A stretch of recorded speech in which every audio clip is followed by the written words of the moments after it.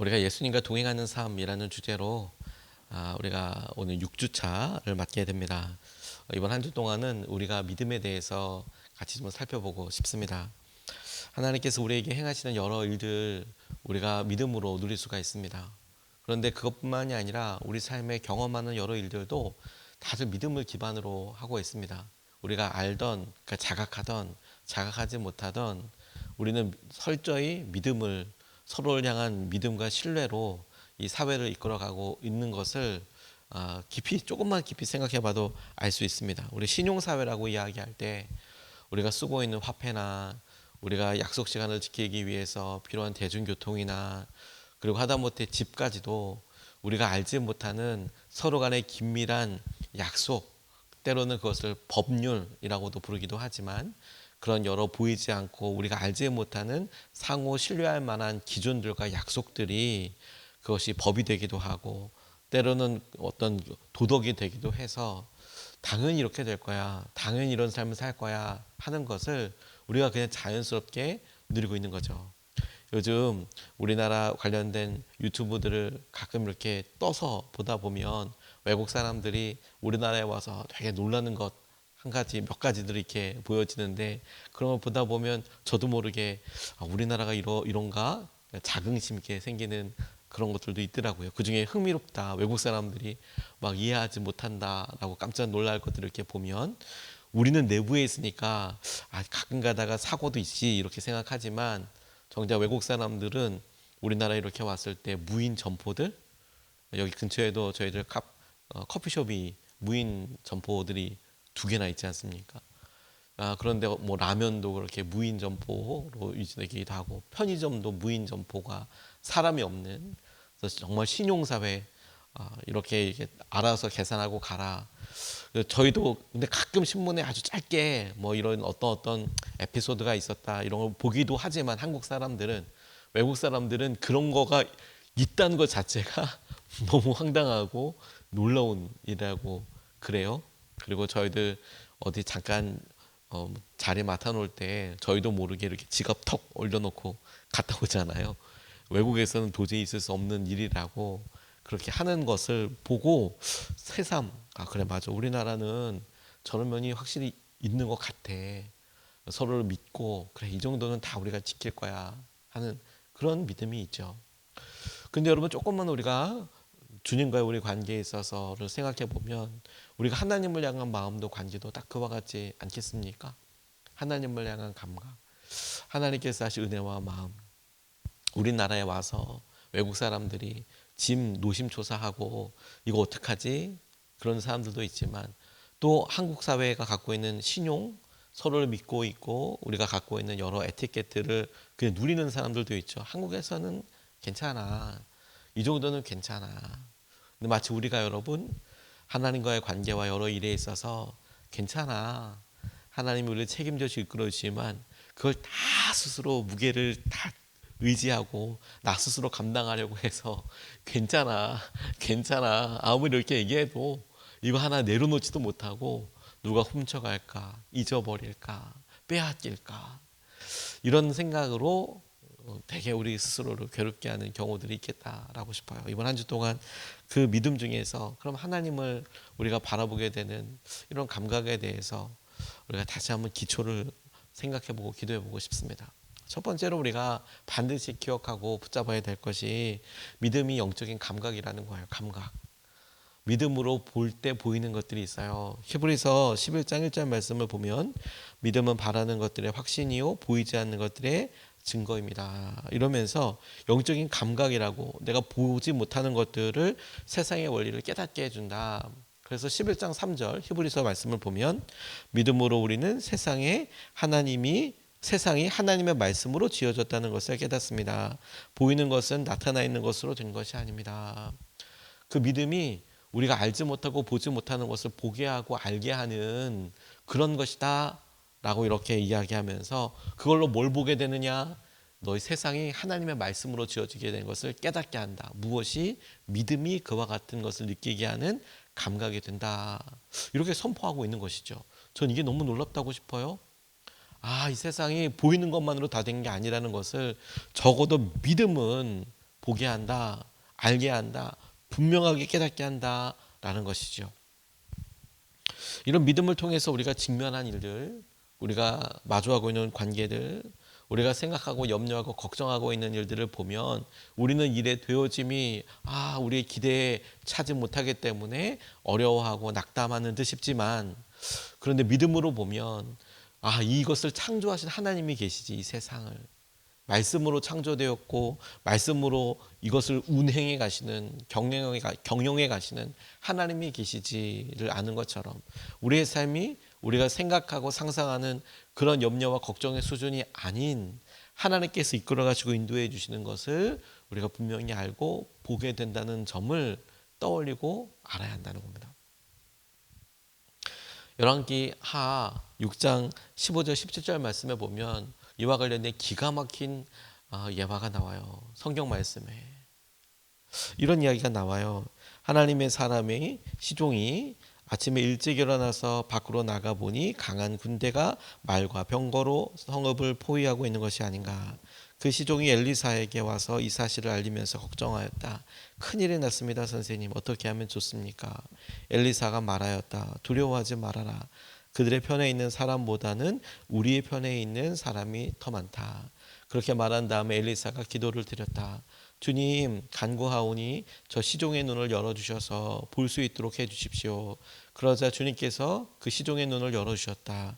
그가 바라보니 온 언덕에는 불말과 불수레가 가득하여 엘리사를 두루 에워싸고 있었다 라고 이렇게 이야기하고 있어요.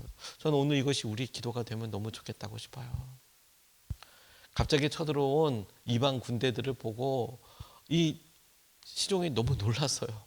죽겠구나, 이제 우리가 다 포위당했구나, 도망칠 데도 없구나, 이미 이렇게 포위당해서 이제 죽을 일만 남았구나 라고 할 때 엘리사가 안 보일, 거꾸로 안 보이냐고, 우리를 둘러싸고 있는 사람들보다 더 많은 보호하시고 지키시는 하나님의 천사와 천군이 와서 지키고 있는 것에 대해서 안 보이냐고, 그리고 눈을 열어달라고 기도하면서 그 기도 이후에 이 시종도 보게 되죠. 보고 나니까 염려했을까요? 하지 않았을까요? 그리고 이 엘리사의 기도를 전으로 해서 뭐가 차이였을까라는 것에 주목하게 되는 거죠. 시종은 안 보이는 거죠. 하지만 엘리사는 보고 있는 거죠. 그러니까 염려하지 않죠. 하지만 시종은 안 보이니까 염려하죠. 그러니까 염려와 걱정과 어려운 일들의 기준이 뭐냐? 보여지니 이건 뭐 이렇게 많은 군대가 나를 지키고 있는데, 거꾸로 안 보이니 이렇게 큰 군사들이 나를 다 해하려고 하니, 나를 죽이려고 하니 내가 이렇게 완전히 곤궁해졌구나 라고 생각하는 거. 무엇이 보게 하고 무엇이 못 보게 하고 있는가? 무엇이 차이인가? 믿음이죠, 믿음.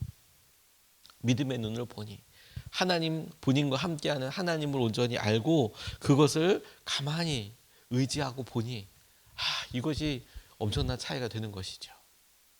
저는 오늘 우리가 하나님, 믿음이 영적인 감각입니다, 여러 번 말씀을 전하기도 했고 우리가 기도도 해봤지만 새삼 오늘 간절하게 그렇게 기도해야겠다는 생각이 마음이 들었어요. 하나님, 어느 순간에 우리가 보니까 하나님이 허락하시고 이끌어오신 것들 중에 우리가 믿지 못해서 그것을 여전히 내 문제라고 껴안고 불편하고 힘들고 어려운 삶을 살고 있지만, 정작 하나님께서 우리에게 허락하신 그 하나님의 은혜와 마음을 믿음으로 우리가 보게 해 주십시오. 우리가 눈을 열어서 보게 해 주십시오. 그 가치와 그 상황들을 보게 해 주십시오. 하나님, 그것을 보고 우리가 염려하고 걱정하는 그런 삶이 아니라 하나님께서 이끌어주시는 것을 온전히 누리게 해주십시오. 누리게 해주십시오. 주님, 눈을 열어주십시오. 그래서 여러분, 우리가 오늘 어저께도 저했고 일주일 전에도 한 달 전에도 혹시라도 어려운 일이 있었다면, 그걸 오늘도 똑같이 기도하고 있다면 오늘 우리의 마음이 하나님, 이 일에 믿음의 눈을 열어주십시오. 하나님이 함께 하시고 이끌어주시는 것을 보게 하여 주시고 누리게 해달라고 우리의 마음을 다시 점검하면서 함께 기도하면 좋겠다고 싶어요. 두 번째로, 우리가 이렇게 기도하고 이끌어갈 때 우리가 믿는 것은 주님을 신뢰하는 것, 주님을 믿는 것입니다. 오늘 본문의 25절 26절 말씀을 보면 이렇게 나와 있습니다. 예수께서 마르다에게 말씀하셨다. 나는 부활이요 생명이니 나를 믿는 사람은 죽어도 살고 살아서 나를 믿는 사람은 영원히 죽지 아니할 것이다. 내가 이것을 믿느냐? 내가 이것을 믿느냐? 주님께서 지금 마르다에게 하신 말씀은 이미 설교를 통해서 여러 번 사람들에게 이야기하신 것입니다. 그 내용인즉슨 나는 부활이고 생명이다. 나를 믿는 사람은 죽어도 살고 살아서 나를 믿는 사람은 영원히 죽지 아니하실 것이다. 이 말씀은 이미 하신 말씀이에요. 거기 있는 사람들 중에 제자들 가까이 있었던 사람들은 그분 당신의 말씀을 통해서 예수님의 말씀을 통해서 이미 하셨던 말씀이라는 것을 우리가 알 수 있죠. 근데 다만 주님이 지금 집중하게 하시고 혹은 대답을 얻고자 하시는 것은 뭐냐면 네가 이것을 지금 믿느냐? 아는 것이 아니라 네가 지금 그것을 마음으로 중심을 삼고 있느냐? 믿느냐? 이 말씀을 붙들고 있느냐? 이것이 참 중요하겠다라고 싶어요. 네가 이것을 믿느냐라고 할 때, 그리고 이것을 지금도 믿느냐라고 이야기할 때 그 중심과 마음은 우리가 이 말씀을 하신 주님을 믿는다는 의미이고, 그래서 그 주님을 온전히 의지하는 것을 따라서 말씀을 오늘 내가 현재 진행형으로 내가 주님 것이 살아있고 주의 놀라운 은혜와 마음을 누리게 되는 것입니다. 이게 중요하겠다고 싶어요. 믿음으로 우리에게 당면한 일들을 넘어서는 하나님의 계획과 손길을 우리가 누리게 되는 거예요. 믿음으로. 그리고 이러한 믿음은 점차 우리와 함께 하시는 주님을 믿는 믿음으로 성숙해져 가는 겁니다. 우리가 예수님을 믿는다는 것은 그분의 성품과 능력과 하신 말씀 모두를 신뢰한다는 의미가 되겠죠. 제가 어저께 주일 저녁에 한 3년 5년 만에 예전에 청년 사역을 할 때 함께했던 목사님들을 만나게 됐어요. 오래전에 이렇게 여러 번 만나자고 하다가 서로 약속 시간이 안 맞아서 이렇게 하다가 근래에 그렇게 함께 교제하던 목사님 중에 한 분이 교회를 아주 크게 건축을 하셔서 이제 그런 여러 일도 축하할 겸 같이 모이자 그래서 하면서 여러 과거 이야기들을 많이 나눴더랬습니다. 그 중에 이제 몇몇 분들이 저희가 코스타라는 집회를 섬겼었는데 그렇게 하다 보니 에피소드들이 서로 같이 어떤 동지애 같은 것들이 있는 거예요. 그 중에 하나는 이런 일이 있었습니다. 이제는 오래전 일처럼 느껴지지만 일본 사람들에게는 굉장히 생생한 일인 대지진 났을 때 한국 교회에서 일본을 어떤 부분을 섬길 수 있을까? 거기서 이제 자원봉사자를 좀 보내면 좋겠다. 청소하고 이렇게 복구할 때 하면 좋겠다. 그래서 그 중에 몇몇 목사님들과 저도 처음에 쓰나미가 난 후쿠시마와 센다이, 이시노마키, 게센느마 이런 곳이 다 이제 쓰나미 피해가 아주 심했던 곳이었거든요. 근데 거기에 가게 됐어요. 그 가게 돼서 보니까 일단은 우리나라에서 이제 굉장히 이제 가지 않도록 웬만하면 저도 문자를 몇 번 받았습니다. 확인 문자를. 당신이 지금 이렇게 가려고 하는데 거기가 위험한 국가라는 걸 알고 있느냐? 지금 방사능이나 이런 것들 어떨지 혹시 잘 알고 있느냐? 이런 이야기들도 확인도 오고 잘 알고 있고 이러이러한 자원봉사 때문에 가고 싶다. 그래서 그때 당시 한참 이슈가 된 게 뭐였냐면 방사능이었어요. 후쿠시마 발전소가 터진다 만다 이런 때였거든요.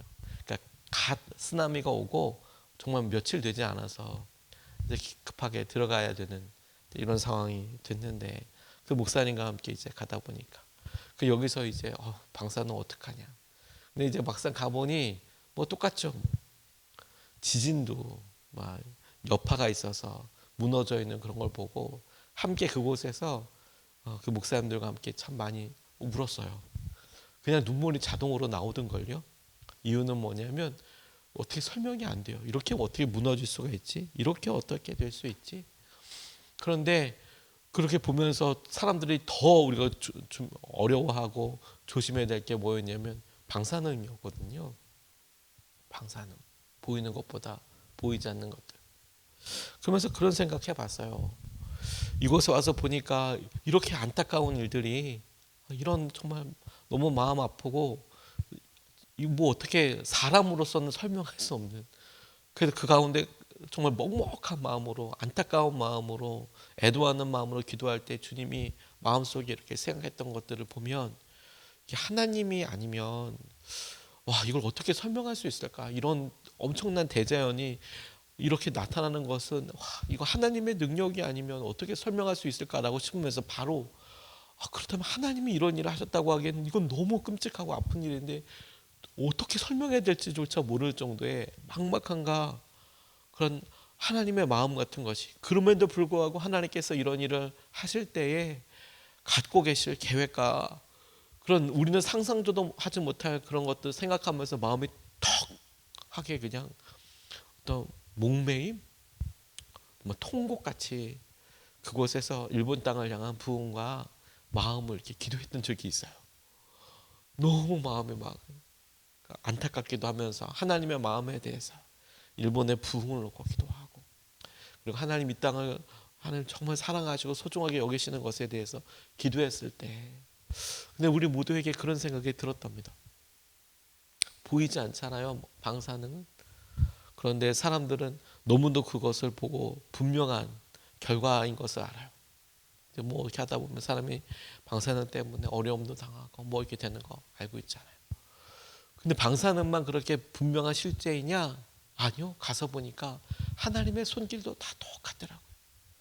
방사능과 비교할 수 없을 만큼의 하나님의 놀라운 만지심과 손길이 사실은 우리 가운데 함께하고 있구나. 하나님의 놀라운 뜻, 하나님의 계획하심이 방사능보다 더 놀랍게 우리가 만나는 이 공간과 우리의 시간과 우리의 삶을 다 채우고 계시는 거구나. 하나님의 강력한 손이 우리와 함께하고 계시는 거구나. 그걸 우리가 잘 모르고 있는 거구나. 모르고 있는 거구나. 너무도 분명한 하나님의 마음, 하나님의 말씀이 거기에 있지만 우리가 정작 그걸 잘 모르는 거구나. 모르는 거구나. 죽음에서 부활하신 예수님께서 우리에게 말씀해 주신 대로 우리가 영원히 살고 죽어도 다시 살게 된다는 의미는 사건으로서도 분명히 경험될 일이에요. 그래, 우리가 다시 살겠지. 살 거야. 그리고 분명히 살게 될 겁니다. 그러니까 사건으로서도 경험하게 될 일이지만 지금서부터 함께 하시는 주님과 영원토록 함께하게 되는 일상으로도 경험되게 하실 거예요. 네가 이것을 믿느냐? 라고 이야기하실 때 그 내용을 보면 우리가 다시 생명을 가지고 부활하여 만나게 될 것이다라는 내용, 우리에게 미래, 가까운 미래에 우리가 경험하게 될 분명한 실제이기도 하면서 동시에 그것을 믿는 믿음으로 살아가는 오늘 나는, 마르다와 같은 우리는, 그 질문 앞에 대답하는 우리는 오늘 일상에서도 하나님, 제가 주님을 믿고 따라서 부활과 생명을 누리게 되는 오늘 이 하루를 살아서 주님과 동행하게 되는 이 일상을 오늘 경험하고 누리게 될 것을 믿는 거예요. 주님을 온전히 신뢰합니다. 그분의 말씀을 신뢰할수록 우리는 더욱더 세상에서 승리하게 될 거예요. 주님의 말씀을 더욱더 누리게 될 거예요. 요한일서 5장 4절 말씀에 보면 하나님에게서 태어난 사람은 다 세상을 이기기 때문입니다. 세상을 이긴 승리는 이것이니 우리의 믿음입니다.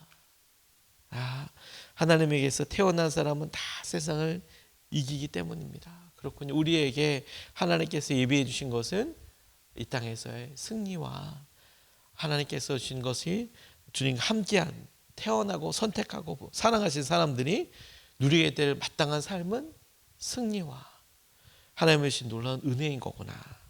근데 그 핵심과 가장 중요한 것을 보니 그 승리의 핵심의 내용은 우리의 믿음이구나. 우리가 우리 삶에서 주님을 의지하고 바라보는 그런 은혜 하나, 눈 하나 더 열려서 염려와 걱정이 내려지고 하나님께서 하신 일을 담대히 선포하고 구하는 저 여러분 되시기를 주님의 마음으로, 믿음으로 축복합니다.